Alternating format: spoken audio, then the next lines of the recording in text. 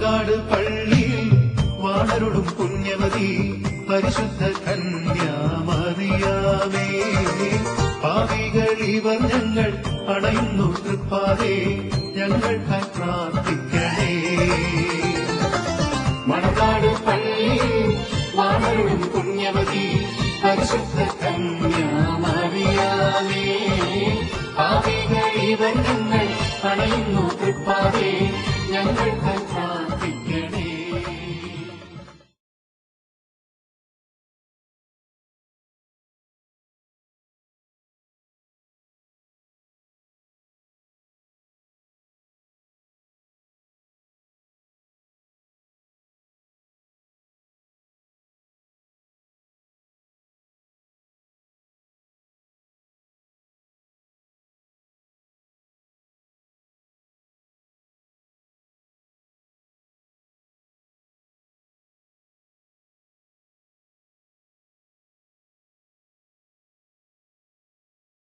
ദൈവത്തിന് സ്തുതി. ഇന്ത്യയിലെ തന്നെയല്ല, ലോകത്തിലെ തന്നെ ഒരു തീർത്ഥാടന കേന്ദ്രമാണ് മണർകാട് സെന്റ് മേരീസ് കത്തീഡ്രൽ പള്ളി.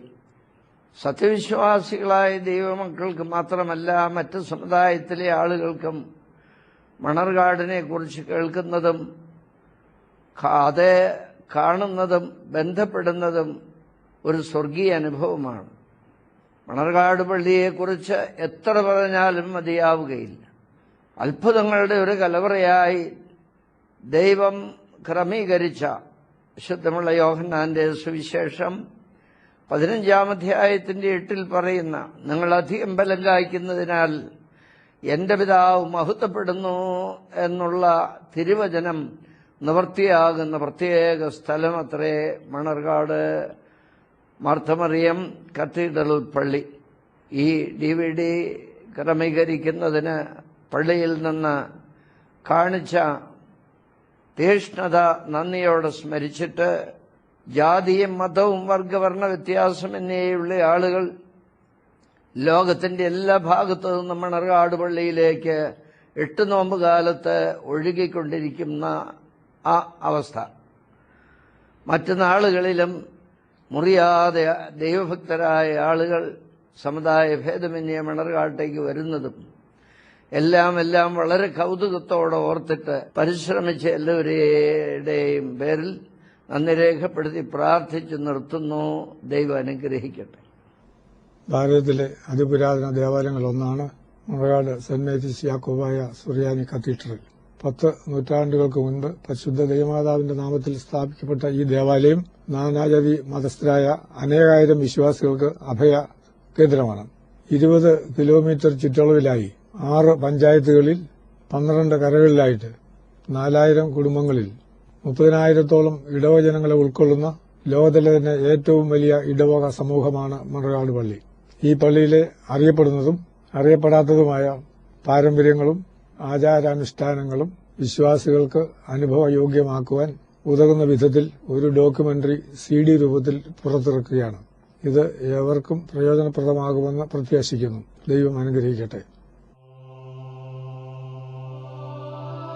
ചരിത്രപ്രസിദ്ധവും പുണ്യപുരാതനവുമായ മണർകാട് സെന്റ് മേരീസ് യാക്കോബായ സുറിയാനി കത്തീഡ്രൽ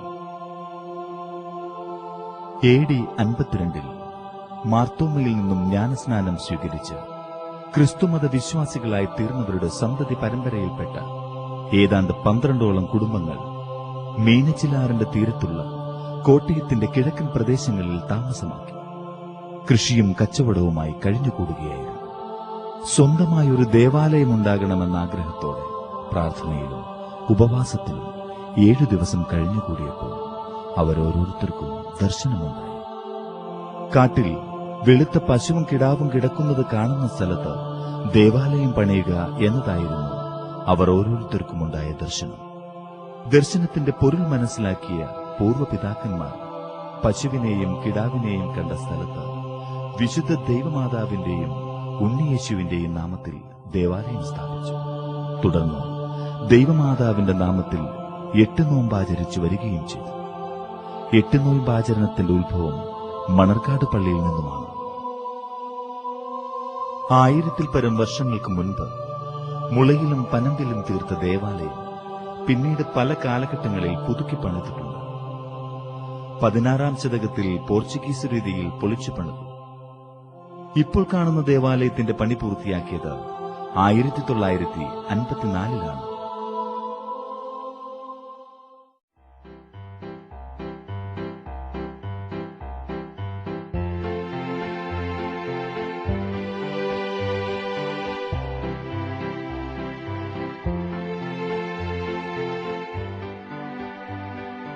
ചിത്രാലങ്കൃതമായ ശില്പചാരുതയേറിയ പ്രധാന മദ്ബഹ.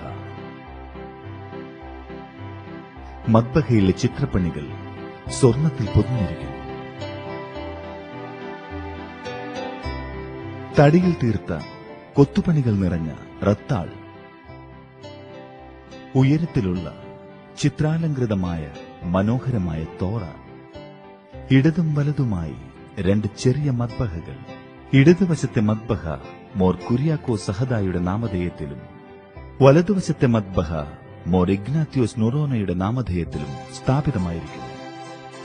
1982-ൽ പരിശുദ്ധ ഇഗ്നാത്യോസ് സഖ പ്രഥമൻ പാത്രിയാക്കീസ് ബാബയുടെ മലങ്കരയിലെ ശ്ലൈഹിക സന്ദർശന വേളയിൽ ദൈവമാതാവിന്റെ ഇടക്കെട്ട് ഈ ദേവാലയത്തിൽ സ്ഥാപിക്കുകയും സുനോറോ പള്ളി എന്ന ബഹുമതി നൽകുകയും ചെയ്തു.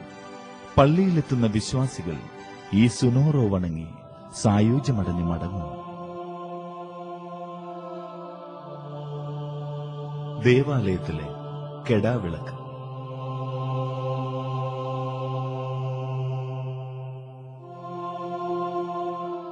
പള്ളിയുടെ പടിഞ്ഞാറ് വശത്തായി കാണപ്പെടുന്ന കൽക്കുരിശനും കാണുന്ന അത്രയും നീളം താഴേക്കുമുണ്ടെന്ന് വിശ്വസിക്കപ്പെടുന്നു. ഇത്രയും വലിയ കൽക്കുരിശ് ഉയർത്തുന്നതിന് ആനയുടെ സഹായം ആവശ്യമായിരുന്നു. അതിനേക്കായി 4 മൈൽ അകലെ പുതുപ്പള്ളിയിലുണ്ടായിരുന്ന ആനയെ തേടിയെത്തിയ പിതാക്കന്മാരെ ആനയെ തണുപ്പ് കൊടുത്തു നിർത്തിയിരിക്കുകയാണെന്ന് കളവ് പറഞ്ഞ് ഉടമ മടക്കി അയച്ചു.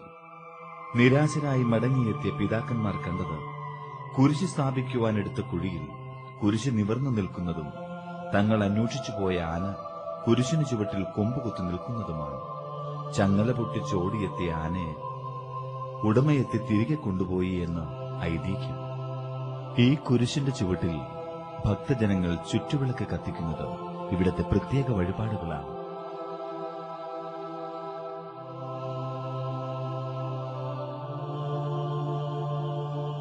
തീരാരോഗങ്ങൾ ബാധിച്ചവർ കത്തിച്ച മെഴുകുതിരികളുമായി കുരിശിന്റെ ചുവട്ടിൽ നിന്ന് ദൈവമാതാവിനോട് മധ്യസ്ഥത യാചിക്കുന്നതും പൂർണ്ണ സുഖം പ്രാപിച്ചു മടങ്ങുന്നതും സാധാരണ കാഴ്ചയാണ്. പുരാതന കാലം മുതൽക്കു തന്നെ പള്ളിയുടെ വടക്കും പടിഞ്ഞാറുമായി 2 കുളങ്ങൾ സ്ഥിതി ചെയ്തിരുന്നു. ഇതിൽ വടക്കേ കുളം സ്ത്രീകൾക്കായും പടിഞ്ഞാറേ കുളം പുരുഷന്മാർക്കായും വേർതിരിച്ചിരിക്കുന്നു. ഈ കുളത്തിലെ ജലം പുണ്യജലമായി കരുതി കുപ്പികളിലാക്കി കൊണ്ടുപോവുകയും രോഗശാന്തിക്കായി പ്രയോജനപ്പെടുത്തുകയും ചെയ്യുന്ന ഭക്തർ അനവധിയാണ്. പള്ളിയുടെ കിഴക്കുവശത്തുള്ള റോഡിന്റെ കിഴക്കുവശത്തായി സ്ഥിതി ചെയ്യപ്പെടുന്നതാണ് ചെറിയ പള്ളി. വിശുദ്ധ ഗീവർഗീസ് സഹദായുടെ നാമത്തിലുള്ള ഈ പള്ളി കൊല്ലവർഷം 1056 ശേഷം പണിയപ്പെട്ടതായി വിശ്വസിക്കുന്നു.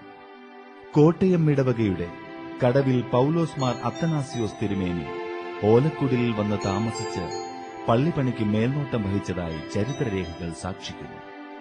1993-ൽ പഴമ നഷ്ടപ്പെടാതെ തന്നെ ഈ ദേവാലയം പുനരുദ്ധരിച്ചു.